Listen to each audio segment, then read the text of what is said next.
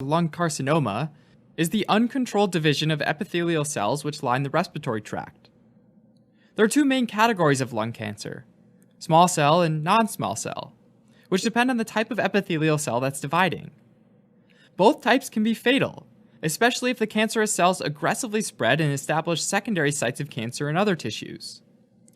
The major cause of lung cancer is smoking tobacco products, and it's contributed to the deaths of millions of people, including famous individuals like Walt Disney and Claude Monet. Now, air enters the respiratory tract through either the nose or mouth, and flows down the trachea, which divides into the right and left bronchi. Each bronchi enters its respective lung at the hilum, or the root of the lung. The bronchi then divides into lobar bronchi, which divide into segmental bronchi, then into subsegmental bronchi, which further branch to form conducting bronchioles and then respiratory bronchioles, which end with small sacs called alveoli that are surrounded by capillaries, which is where gas exchange happens. Lining these airways are several types of epithelial cells which serve multiple functions. These include ciliated cells that have hair-like projections called cilia that work to sweep foreign particles and pathogens back to the throat to be swallowed. Another type, called goblet cells, which are called that because they look like goblets, secrete mucin to moisten the airways and trap foreign pathogens. There are also basal cells that are thought to be able to differentiate into other cells in the epithelium, club cells that act to protect the bronchiolar epithelium, and neuroendocrine cells that secrete hormones into the blood in response to neuronal signals. Cells can become mutated because of environmental or genetic factors. A mutated cell becomes cancerous when it starts to divide uncontrollably. As cancer cells start piling up on each other, they become a small tumor mass, and they need to induce blood vessel growth, called angiogenesis, to supply themselves with energy. Malignant tumors are ones that are able to break through the basement membrane. Some of these malignant tumors go a step further and detach from their basement membrane at the primary tumor site, and then enter nearby blood vessels and establish secondary sites of tumor growth throughout the body, a process called metastasis. A well-known risk factor for small cell lung cancer and some types of non-small cell lung cancer is smoking tobacco. And it's dose-dependent, which means that smoking more cigarettes over a longer period of time increases the risk. Another risk factor is exposure to radon, a colorless, odorless gas which is a natural breakdown product of uranium found in the soil. Other environmental factors include asbestos, air pollution, and ionizing radiation, like from medical imaging with chest x-rays and CT scans. There are also some gene mutations that are known to be associated with an increased risk of lung cancer development. Once it develops, lung cancer tends to metastasize quickly, rapidly establishing sites of secondary tumors in other tissues. Tissues particularly at risk as a secondary site are the mediastinum and hilar lymph nodes because of their proximity to the lungs. But other sites include the lung pleura, which is the lining of the lungs, as well as the heart, breasts, liver, adrenal glands, brain, and bones. Lung cancer can be categorized as either small cell or non-small cell carcinomas. Small cell carcinomas account for a small portion of lung cancers and originate from small, immature neuroendocrine cells. That means that non-small cell carcinomas account for most lung cancers, and these can be further subdivided into 4 categories. Adenocarcinomas, which frequently form glandular structures or have the ability to generate mucin. Squamous cell carcinomas, which have squamous or square-shaped cells that produce keratin. Carcinoid tumors from mature neuroendocrine cells. And large cell carcinomas, which lack both glandular and squamous differentiation. Small cell carcinomas strongly associated with smoking, and usually develop centrally in the lung, near a main bronchus.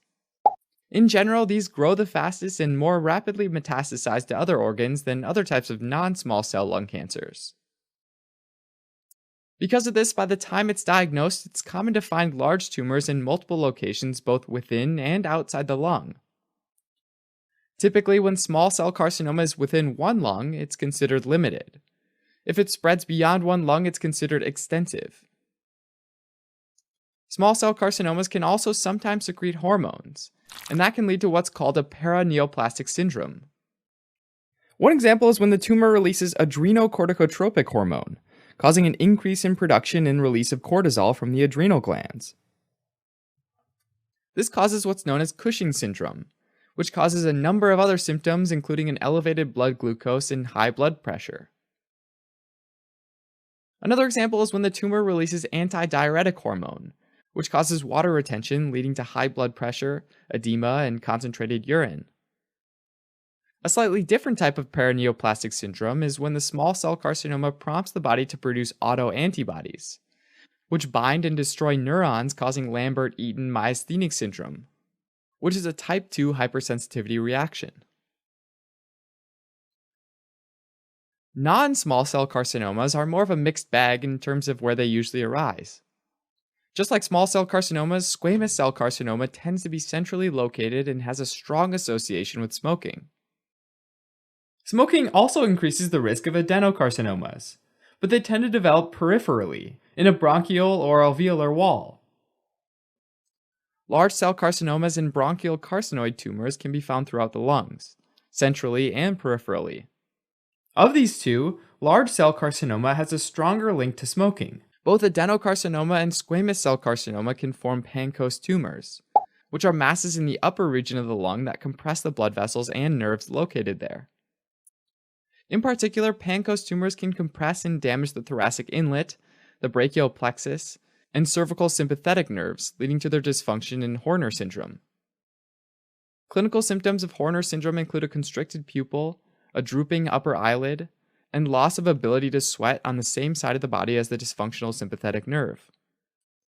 A classic paraneoplastic syndrome associated with squamous cell carcinoma is the release of parathyroid hormone, which depletes calcium from the bones, causing them to become brittle, and increases calcium levels in the blood. And finally, a paraneoplastic syndrome specific to carcinoid tumors is carcinoid syndrome, which causes the secretion of hormones, particularly serotonin, which leads to increased peristalsis and diarrhea, as well as bronchoconstriction, which causes asthma. While non-small cell carcinomas tend to grow more slowly and be slower to spread than small cell carcinomas, the staging system is the same for both. It's called TNM staging and represents 3 diagnostic categories: T for tumor size and extent of local extension, N for spread into nearby lymph nodes in the chest, especially the mediastinum and hilar lymph nodes, and M for metastasis to a secondary site. Within each of these categories are substages: T0 through T4, N0 through N3, and M0 or M1, where an increasing number means increasing severity. Finally, the combinations of these substages determine the stage group, assigned 0 to 4. So, as an example, if the diameter of the tumor is less than or equal to 3 centimeters, and not in the main bronchus, has invaded the hilar lymph node on the same side of the chest, but has not spread outside the chest to other tissues, it's categorized as T1, N1, M0, and can be considered stage group 2. But if the tumor metastasizes to a secondary site, it's considered M1, and staging group 4, regardless of its T or N value.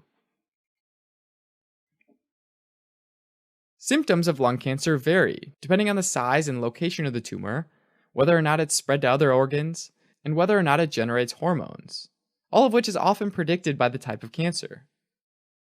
In response to the cancer cells, the body mounts an immune response, which results in the release of chemokines like tumor necrosis factor alpha, interleukin 1 beta, and interleukin 6, which can cause weight loss, fevers, and night sweats.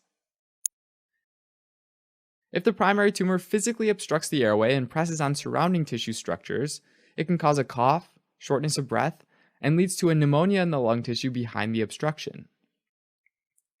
Compression of nearby nerves can cause pain, and compression of specific nerves like the recurrent laryngeal nerve and phrenic nerves can cause changes in voice or difficulty breathing, respectively. Compression of nearby vessels like the superior vena cava can cause a backup of blood in the face, leading to facial swelling and shortness of breath. Finally, if a cancer cell invades into a blood vessel, then mucus can get blood-tinged or blood clots can get coughed up. Initially, lung cancer is usually identified as a coin-shaped spot, called a coin lesion on chest X-ray, or a non-calcified nodule on a chest CT scan. Infections can also cause similar shaped spots, so a tissue biopsy from a bronchoscopy or a CT-guided fine needle aspiration is typically done to make a histopathologic diagnosis. Even though treatment will vary by category and stage of the lung cancer, common treatments are the use of surgery if appropriate, chemotherapy or immunotherapy, and radiation therapy when possible. In general, the goal of surgery is to remove as much of the tumor, ideally all of it, and to have a small border of healthy tissue around it so that all of the cancerous cells are gone. Depending on the size and location of the tumor, a small wedge of tissue might be taken, or up to an entire lung, in which case the airway is sutured shut to prevent air from leaking into the body cavity. In addition, it's common to remove nearby lymph nodes, to which the tumor might have metastasized to, as well as manage clinical symptoms. Since pain is a significant chronic symptom of lung cancer, it's often managed through both non-pharmacological approaches like yoga and guided imagery, as well as pain medications. Alright, as a quick recap, lung cancer is the uncontrolled growth of respiratory epithelial cells. The minority are small cell cancers, and the majority are non-small cell cancers, which are further categorized into adenocarcinoma, squamous cell carcinoma, bronchial carcinoid, and large cell carcinoma. Some common issues for all lung cancers is that they can cause airway obstruction, compression of nearby nerves in the superior vena cava, cause paraneoplastic syndromes, and induce an immune response which causes symptoms like weight loss, fevers, and night sweats. Overall, lung cancers have a high rate of metastasis to other organs, and are treated with a combination of surgery, chemotherapy, immunotherapy, and radiation, depending on the situation.